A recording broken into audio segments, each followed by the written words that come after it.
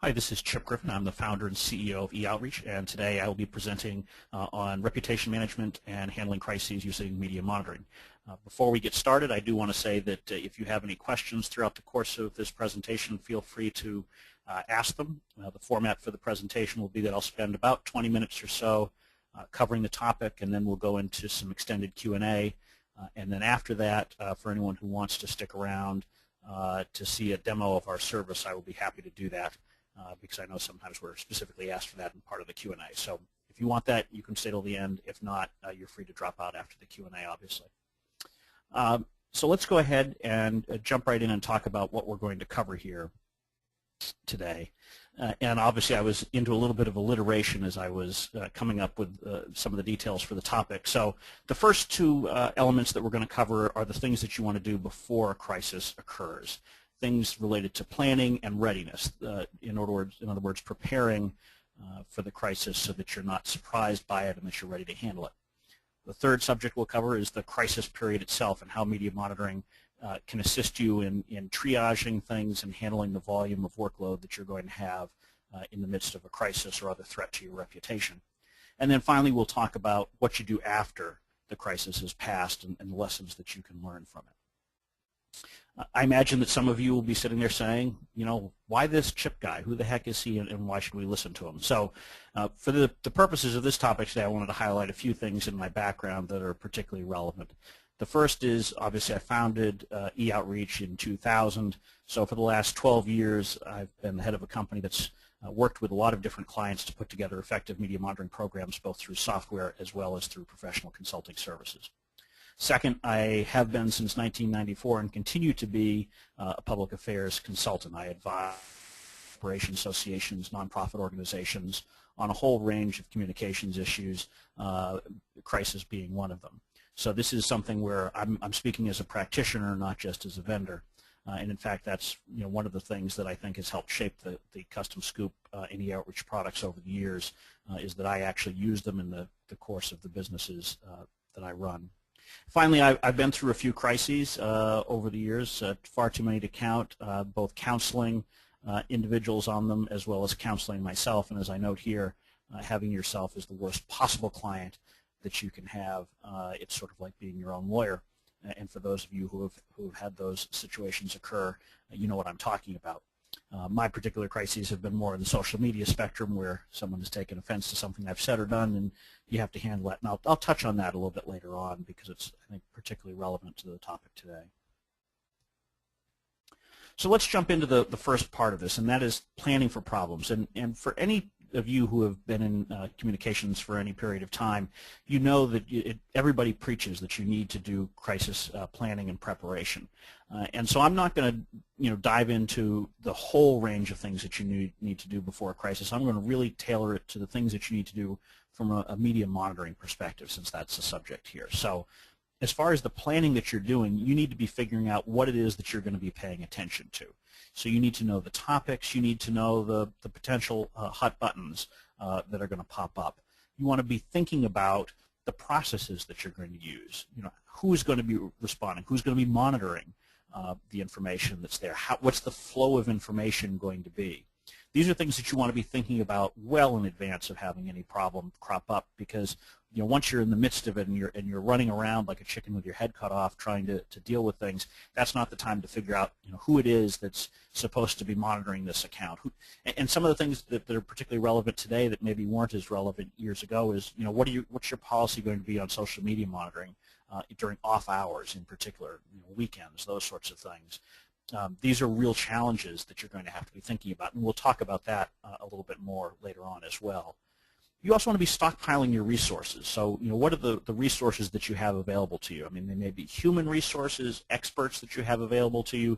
They may be resources from a software standpoint, whether it's a media monitoring service or organizational tools, media databases. All of these different things are things that you want to have inventoried and be aware of well in advance of the crisis popping up. one of the things that can be particularly helpful as you're working through a crisis is to know what your baseline is. And by baseline, I mean taking a look at what your media coverage is, both traditional and social, today, when there's no crisis going on, and understand things like, what's the volume of that coverage, so that, when you're taking a look at a crisis, you can figure out, how different is that from your regular everyday coverage. What's the difference in tone? I mean, are you an organization that's generally spoken of positively? Well, then a crisis is going to cause a much bigger dip in your overall tone of coverage, perhaps, than if you're, say, these days, I'm not picking on them, but a bank, right? I mean, banks get lots of negative coverage these days. So it's a different kind of ballgame, and you need to understand what your coverage is like when nothing is going on from a negative perspective, so that you can compare and contrast and make sure that you don't overreact, frankly. I mean, if people are always talking about you negatively, if you're in the midst of a crisis and it's, it may be that a high volume isn't as alarming as it might be for another client, you just need to figure out what is right for your organization. The other thing you can do now from a baseline perspective is to take a real close look at the audiences that are paying attention to you all the time.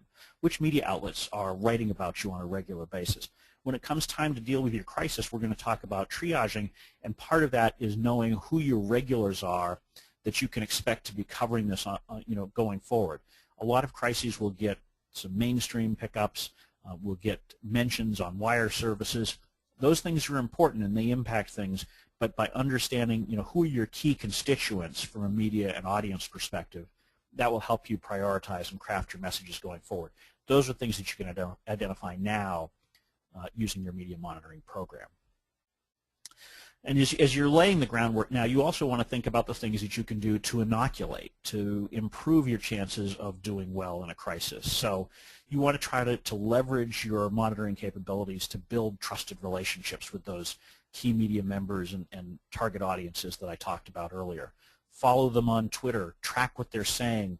Use these as opportunities to have conversations with them, so that when you go to them in a crisis, it's not the first time you've talked with that particular person or that particular group.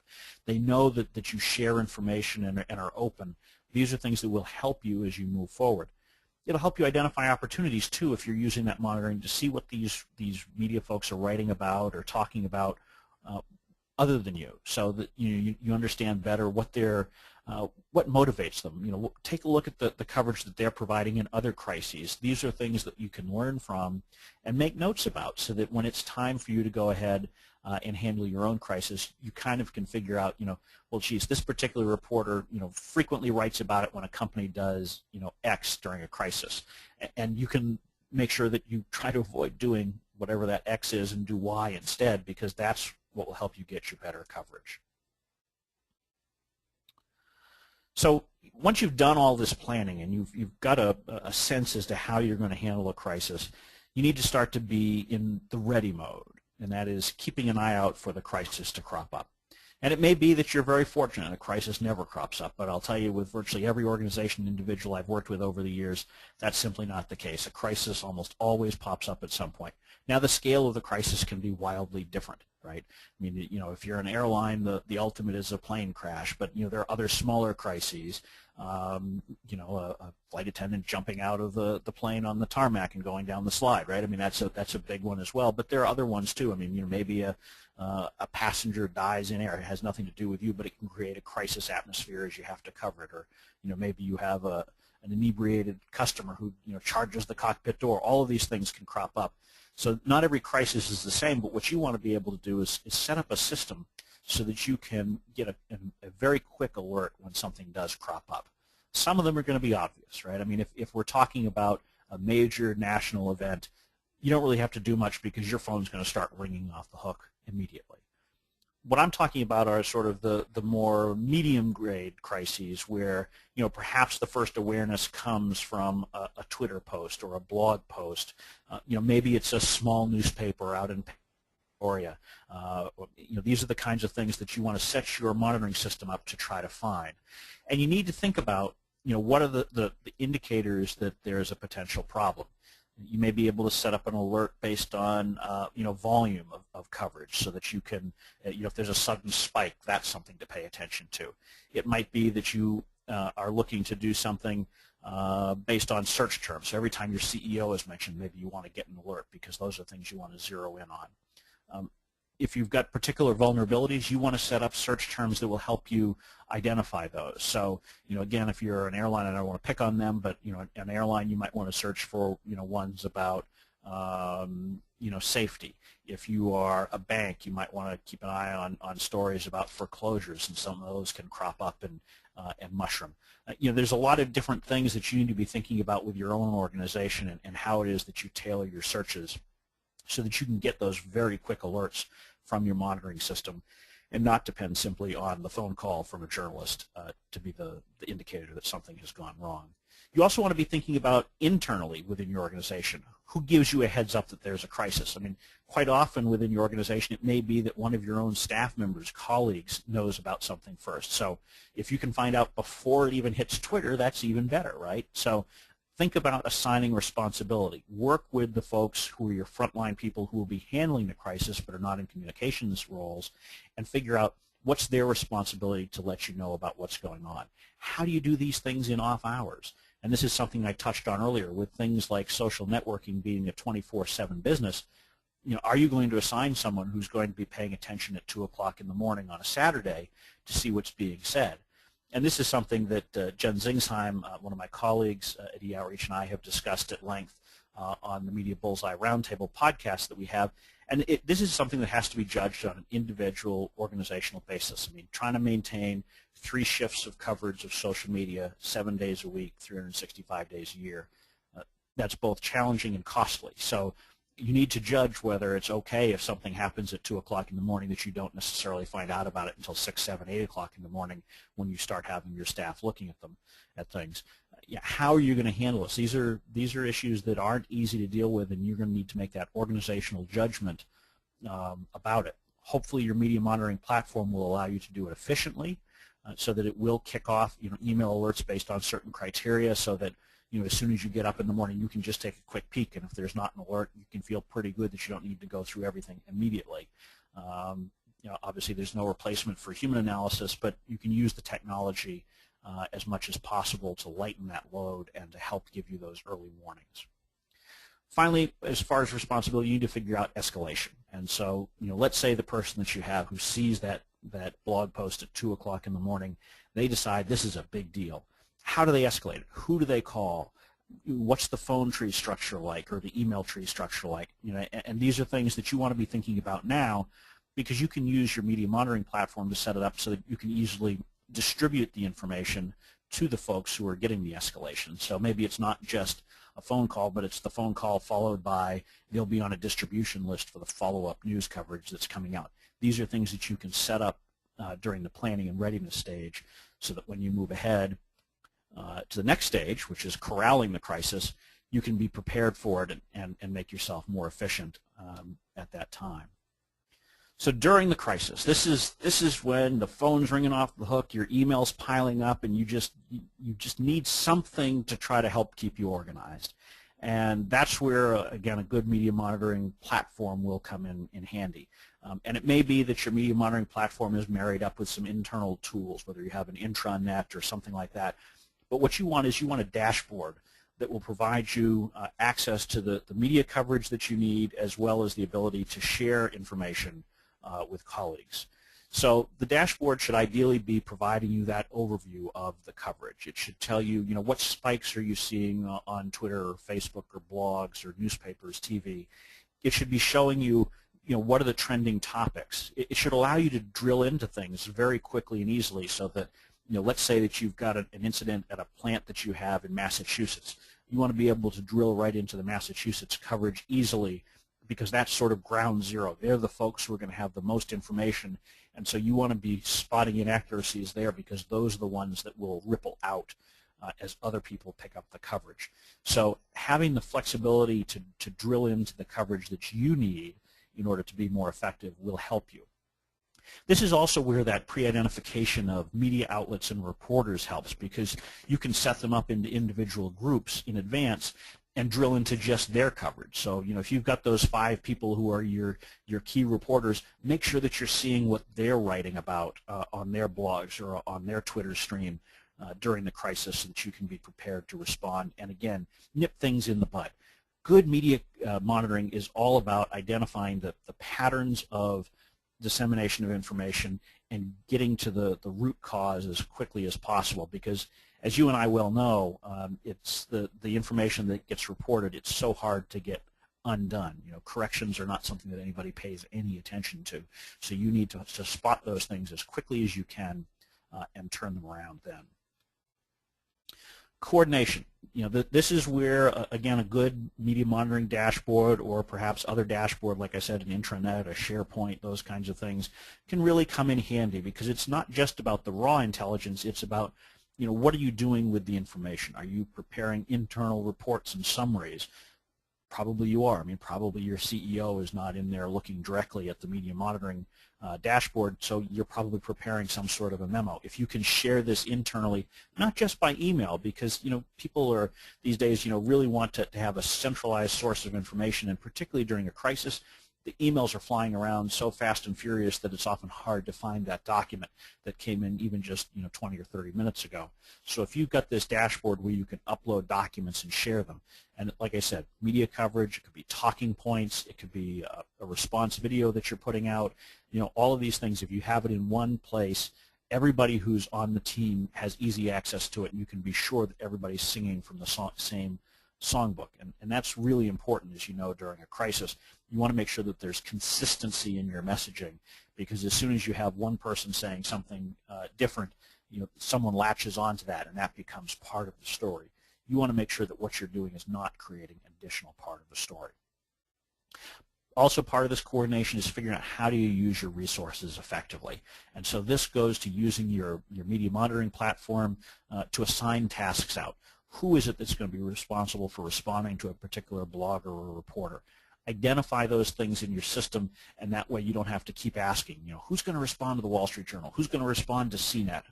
These are things that you can designate easily in a good dashboard system and flag them for follow-up and indicate who's going to be doing that follow-up. Finally, in the coordination, this is where triage really comes in. You need to decide what makes sense to respond to, what makes sense to just keep an eye on. And this will depend on the size of the crisis and the size of your staff that's able to respond. If you're a one-person communication shop and there's only 5 outlets out there that are writing about the particular crisis because it's just not large scale, you can probably handle that. But if, let's say, it's 50 outlets, you can't handle that as one individual in all likelihood. So, how are you going to spread that out? How are you going to figure out who to respond to? And again, that's where the pre-identification of outlets comes into play that I talked about earlier. Finally, you want to track your progress as you're going through the crisis. You want to be tracking both the volume of coverage as well as the tone of coverage. And this is where the baseline that I was talking about before really comes in handy, because it'll show you, is this crisis really driving coverage, or are you just reacting to it viscerally, and so it feels like you're having an explosion of coverage. We all react differently when things negative are happening around us, and we all have a tendency to overreact to it. So, having the cold, hard facts, if you will, in front of us help us to make better judgments and be less reactionary to the things that we're hearing and seeing. So you want to be tracking the sentiment of the coverage. You want to be tracking the adoption of your key messages. Is your response getting out there? And so with your media monitoring platform, you can take advantage of the ability to search for particular phrases and be able to use that to say, aha, this is the way we've described it. We're calling it a non-issue, and so non-issue shows up. That means they're using our quote, and whatever it is. These are the kinds of things that you can track with your good media monitoring service that will help you understand, is your side of the story coming out. And then finally, you want to focus on measurement. What are the goals that matter to you during this crisis? Is it, if you're a retail outlet, is it, and you're doing online sales, you may be able to plug right in and see, are online sales spiking, or what's happening to my web traffic, what's happening with phone calls. Let's say it's a safety issue with a car. Am I getting a lot of phone calls to my dealerships? Whatever the internal measures of success that you're using, make sure that you're combining that into your crisis communications plan, because there are times where it may not matter if 500 people are writing bad things about you if it's not impacting those bottom line results. I've come from the world where I was in politics, and a lot of times in politics we'd say it doesn't matter whether you write positively or negatively about my candidate as long as you spell his name correctly.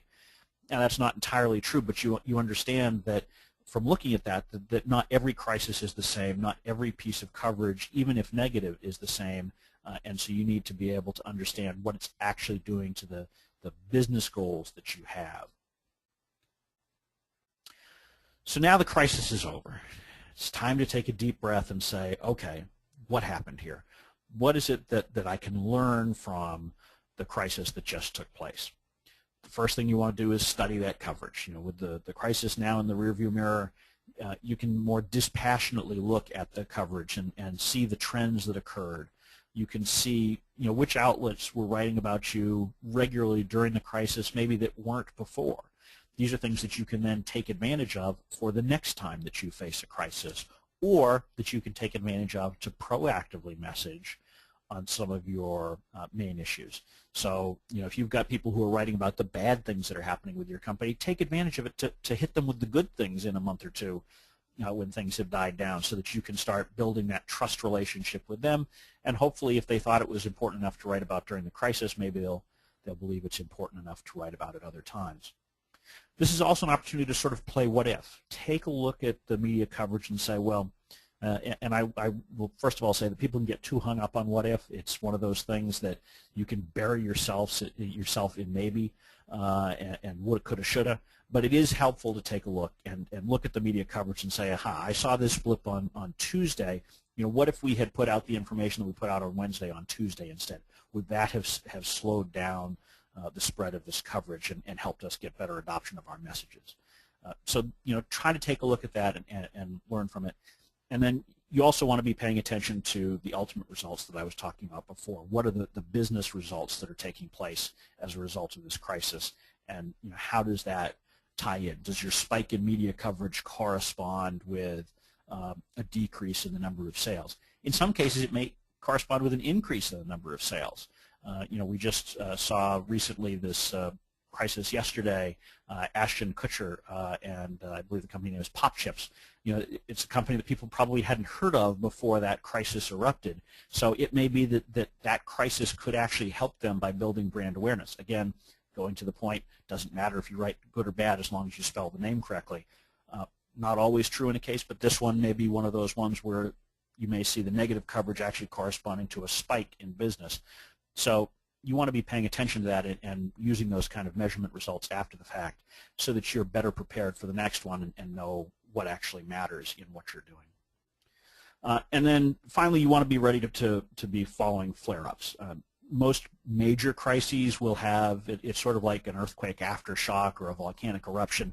You have things that will ripple out for days, weeks, or months afterwards. And so you want to keep an eye out for any renewed flare-up of an issue. So you might want to adjust your search terms that you're using in your media monitoring to find references to that previous crisis, so that you can keep a really close eye on it and make sure that something doesn't get out of hand. You're going to have people regularly reference them if it's a big enough crisis, but what you want to be paying attention to is one of your target market people, one of those ground zero folks who in the past when they've written about you have seen their stories spread far and wide.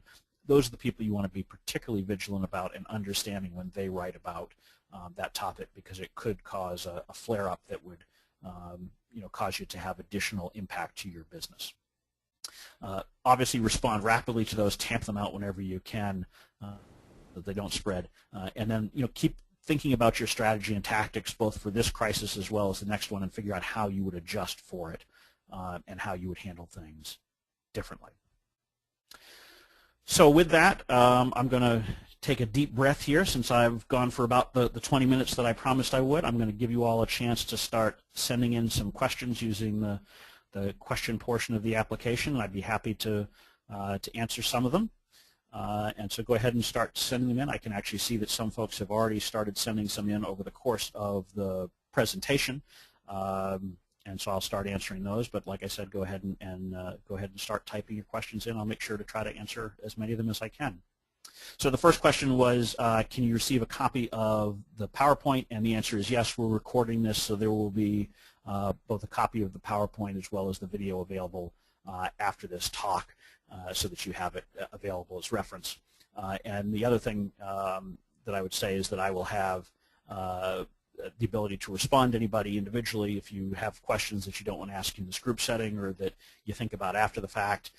My contact information is up on the screen, and I'll be happy to answer your questions by email or phone at any point and share what I can. The next question is, are there times when a threat should be ignored? And the answer to that is yes. And by ignored, I guess it depends on how you define it. So let me say how I would define it. When I say that a threat should be ignored, I'm saying it maybe doesn't need to be responded to. It shouldn't be ignored and that you should bury your head in the sand and not pay attention to it. But there are certainly times where you may have a crisis pop up or a threat pop up from a marginal player in the media space, someone who's not going to drive an impact to your bottom line. And in some cases, responding to those individuals can actually blow it out of proportion. Again, I tap into my experience in politics back in the 1990s, and there would frequently be situations where you would run into, some sort of a partisan publication who, who wanted to attack. If you responded to it, it lent credibility to it. Whereas just letting it go, everybody would just say, well, geez, that's just some, conservative nut job or some liberal lunatic or whatever, and not pay that much attention to it. So yes, there are absolutely situations where you need to use your judgment, and that's where some of the baseline analysis that I talked about at the beginning, some of the planning that I talked about really comes into play, because if you understand how the media coverage is going to play out, that's something that will help you to better understand which threats you should ignore and which individual reporters and bloggers and social networkers you should respond to. The next question that I have up here on the screen is, do you have a preference for dashboards to monitor social media? We're a small consultancy with limited resources but diverse clientele. So dashboards is one of those terms that can mean a million things to a million different people.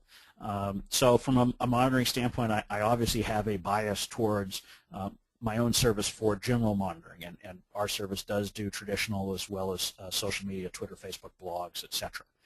I will say that if you're looking to do it as part of the immediacy of a conversation, I actually prefer Hootsuite for that personally. I've also used TweetDeck. There are other ones, and that's for sort of that real-time back-and-forth engagement.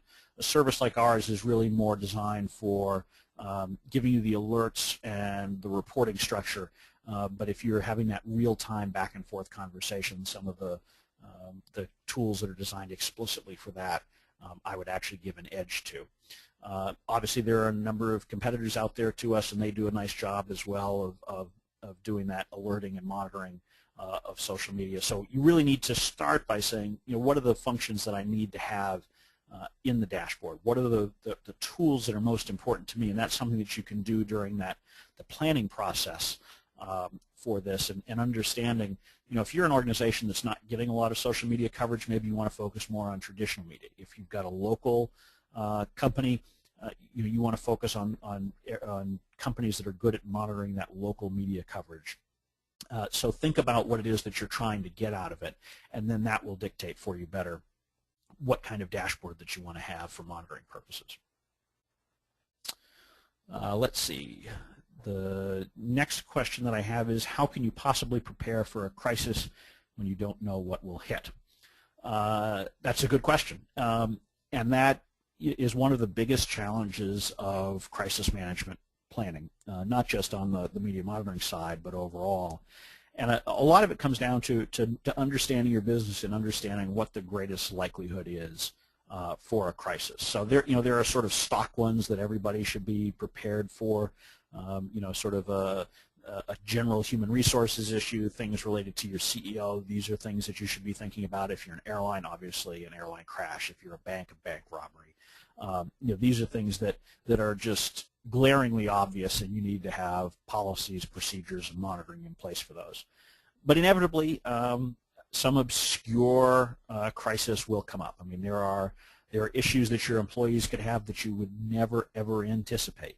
But they can happen. I mean, we all see the stories in the news of individuals who've done just horrendous things, and many of them are actually working somewhere, so it can create a crisis for that organization. Very difficult to plan for. So really the important thing that I would say is start with the obvious things, but in your crisis planning, make sure that it's flexible. Make sure that you have sort of a generic approach for both monitoring for that crisis and then figuring out how to escalate and apply the decision making to who's going to be engaged on this particular crisis, who it is that's going to make the decision about when to respond, how to respond, who has the ability to release resources so that you can use them. These are all things that you want to be thinking about in advance, even when you don't know specifically what the crisis will be. I got a couple more questions here in the queue, but if you have any others that you'd like to ask, feel free to go ahead and submit them at this time. Let's see. Can media monitoring help me prioritize which sources, authors in a discussion are the most important to address? I always find a sudden burst of negative discourse hard to handle. Another good question. Yeah, I mean, during a crisis, you have this challenge that I was talking about earlier, where it is oftentimes you're just drinking from the fire hose, particularly with the proliferation of blogs and social networks. You can be very quickly overwhelmed. So, the ability to triage your coverage using your media monitoring platform is very helpful.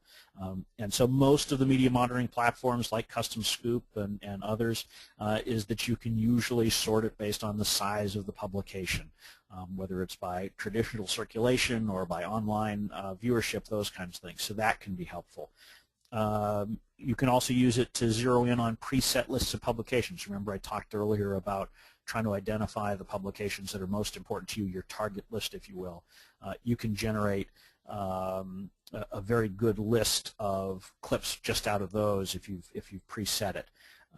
You may want to exclude certain categories initially. I mean, if you've got just a really major breaking issue that's getting that national coverage, zero in, as I talked about earlier, in those ground zero publications, whether it's industry or geographical, and maybe step away from the Twitter coverage. I mean, that one's just going to be really overwhelming. So there may be times where you can't respond to the volume of information that's coming in Twitter, and so on that one you may want to drive out key messages and really focus on the actual substantive content of a smaller number of key publications.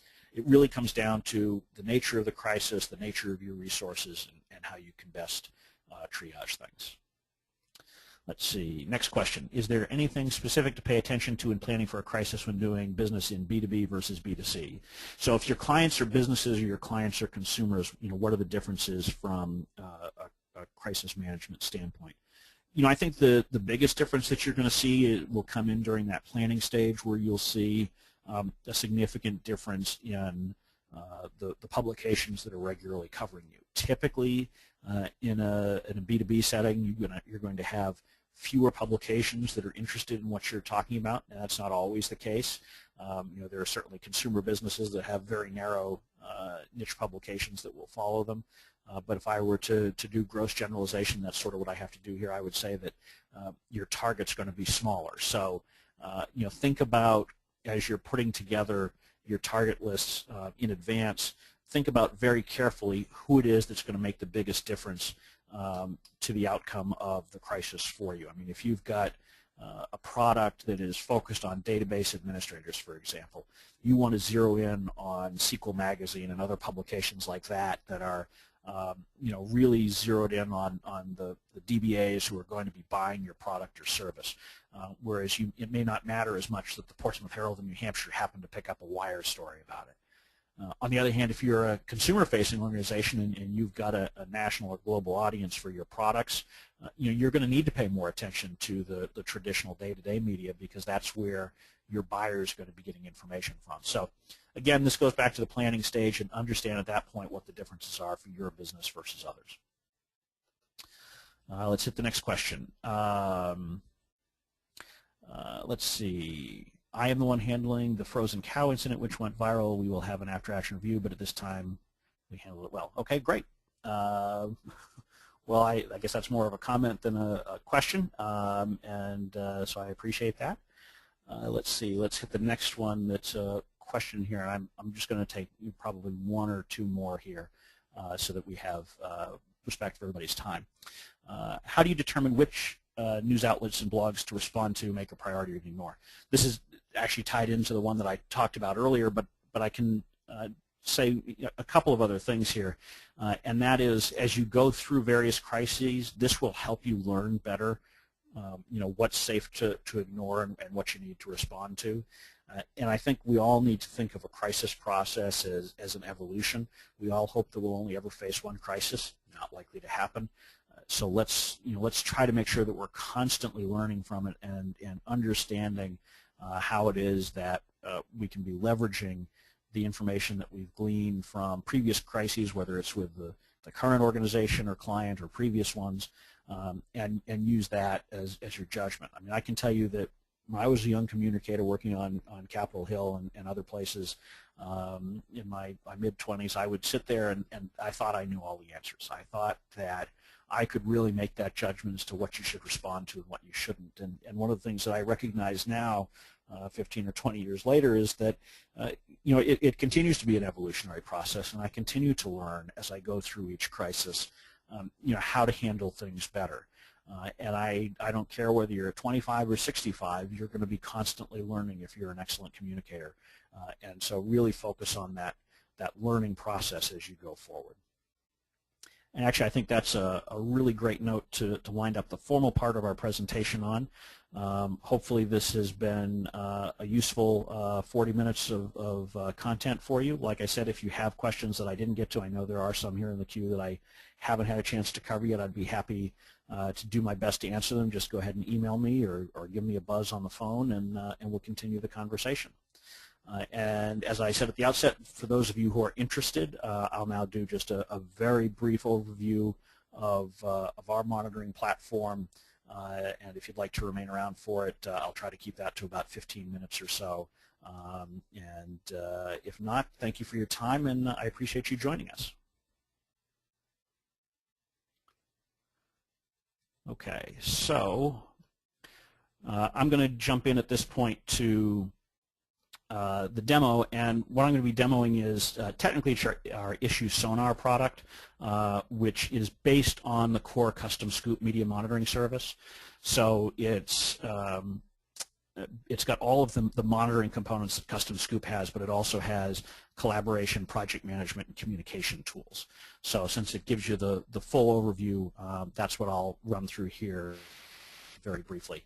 And once I run through, I'll be happy to answer any questions too. So as you have them, go ahead and send them in through the Q&A function here as well.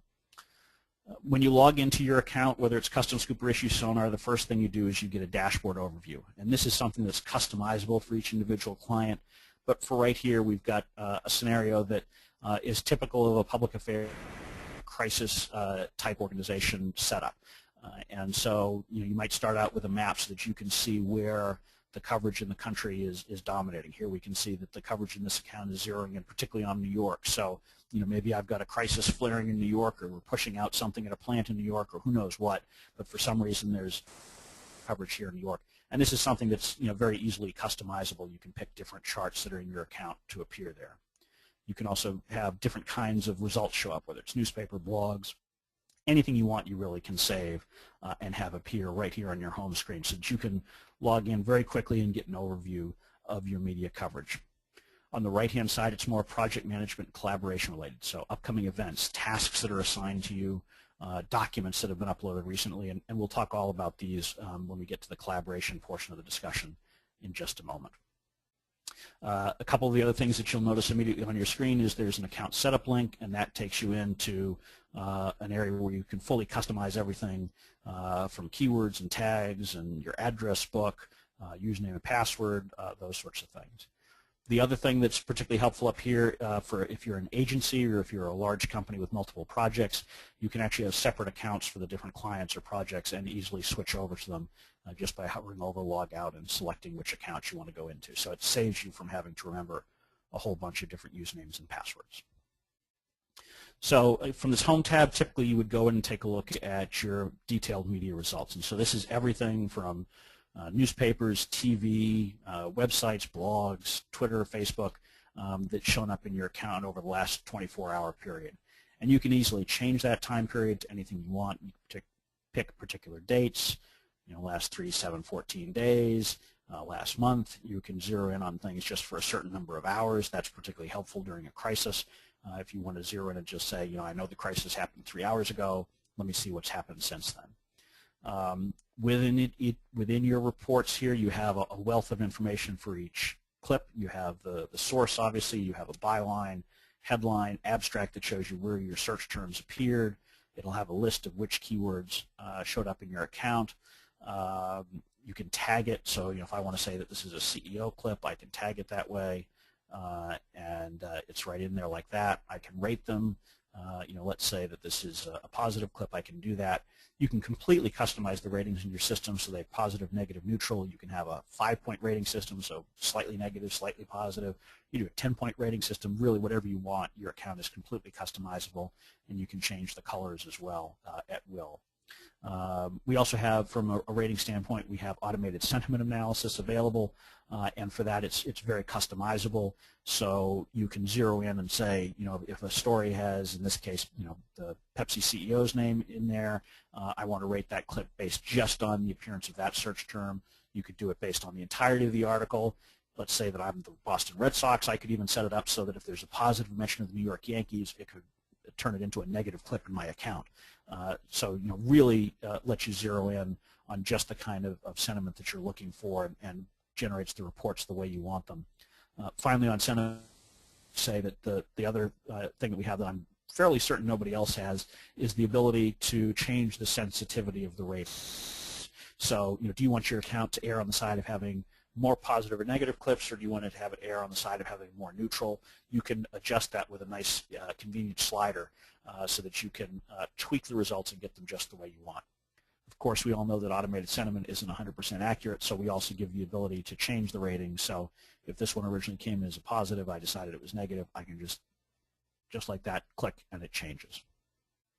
Some of the other things we have here within the clip screen that you may be interested in, we have the ability to email individual clips. As I mentioned, tagging. You can delete them out of your account entirely, so that if you find something that just doesn't matter to you, you can get rid of it. And you can also add notes to them, so you can say Chip should respond. So you can do that and then save that note right in there. So you have a lot of flexibility. The content can all be downloaded in a whole bunch of different ways. You can save it as your particular criteria. So let's say that I zeroed in on just New Hampshire clips. I could save that as a report that I can pull up here on the Reports tab, and I'll show you that in a minute. You can chart any of your clips either as a fancy chart or as a map of the country like you saw before, and I'll show you our chart wizard in a minute and just how easy it is to use. You can also take your results out in a spreadsheet, do your own reporting and charting on it. You can download it as a PDF to make it nice and pretty to share with others. And for the technical amongst you, or if you've got an IT department that likes to crunch data, you can take it out as an XML feed or an RSS feed.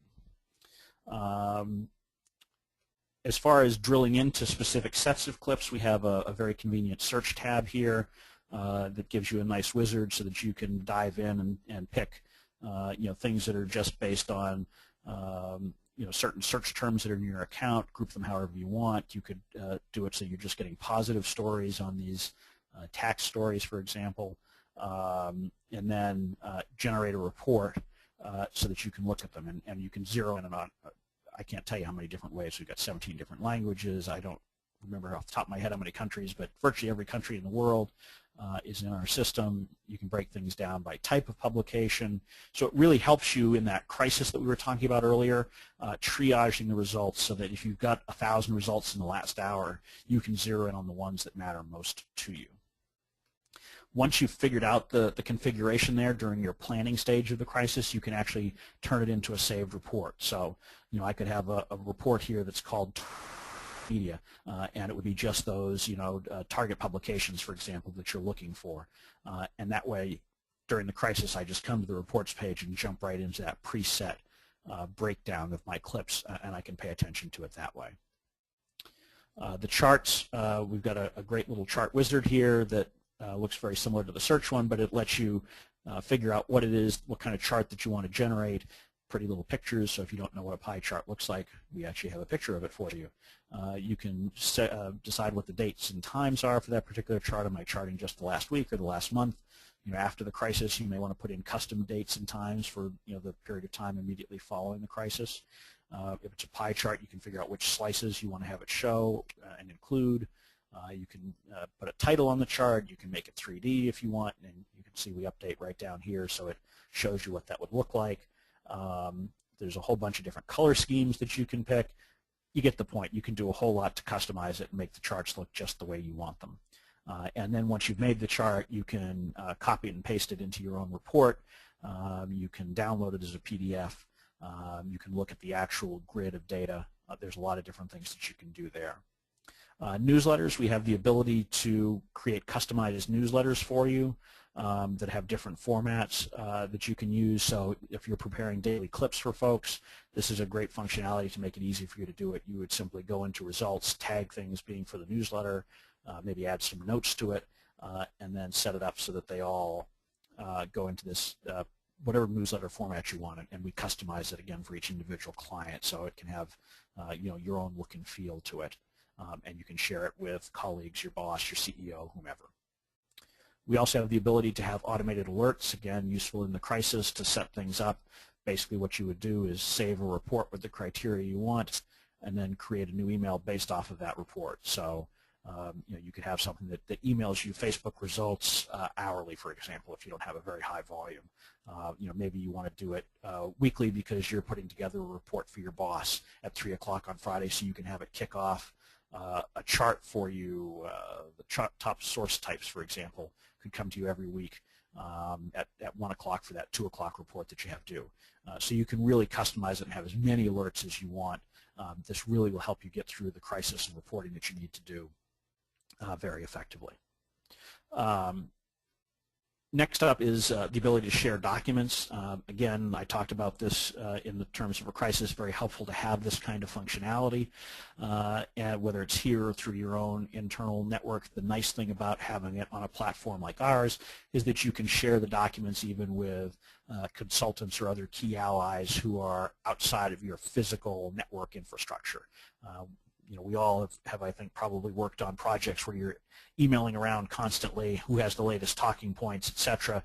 Here you have the ability to keep all of that in one place.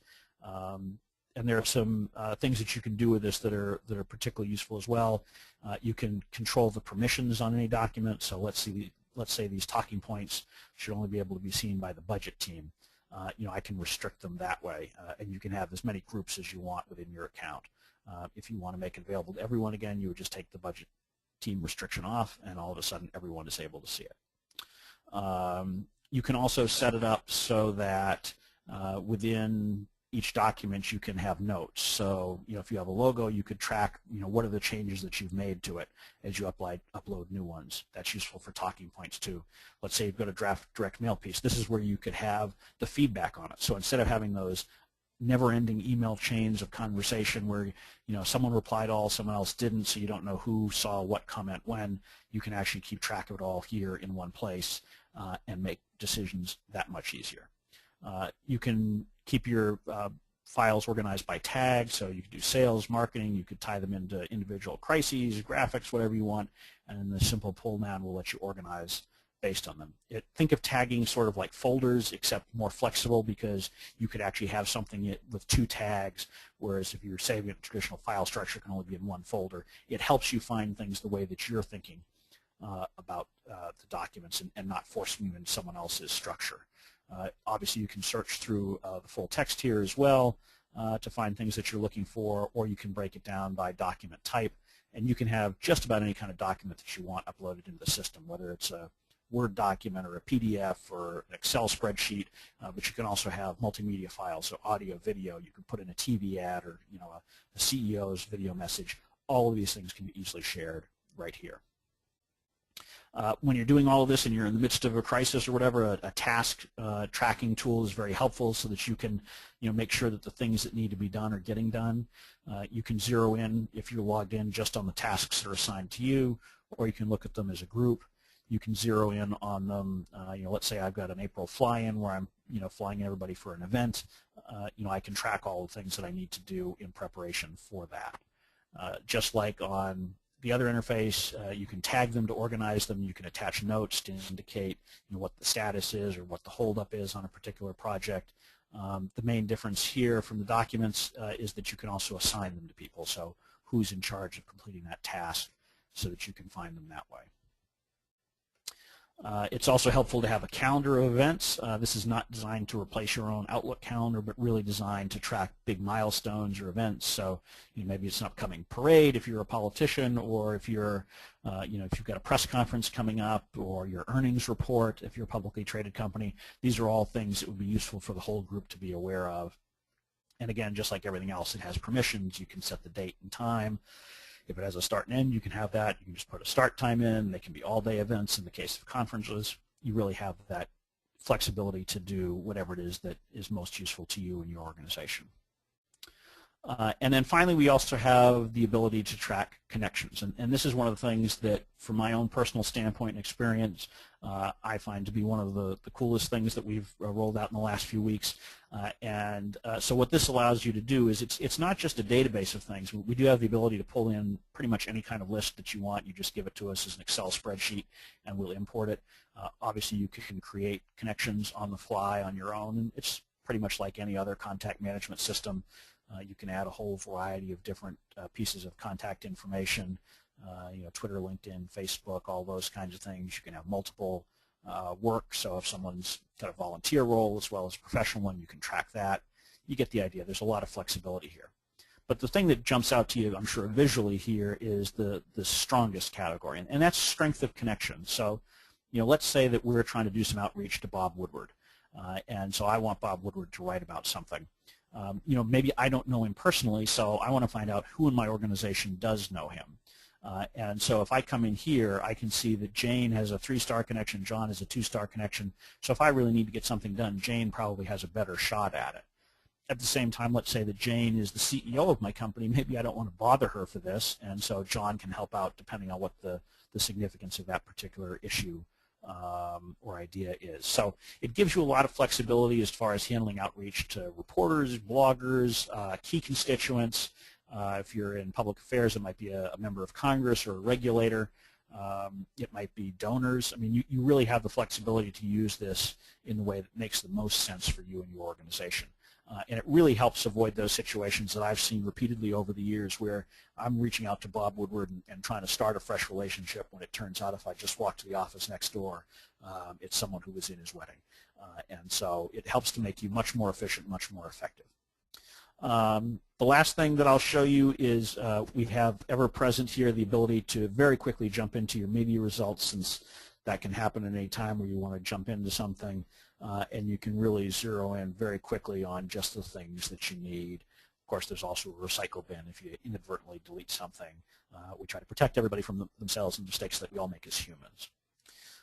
So I've raced through that overview. There's obviously a lot more to see. And if you're interested, we do free trials of our services, and we'd be happy to hook you up with that at any time so that you can take a look at it yourself. So with that, I will now see if I can bring up the panel to answer any questions. I'm having some difficulty doing that, so bear with me for just a moment. And let me see if I can bring up the question panel. The wonders of technology. No, let's see. I am sorry about this, folks, but I am not able to bring up the question panel. I don't know if one of my colleagues happens to be on there and can bring up questions for us.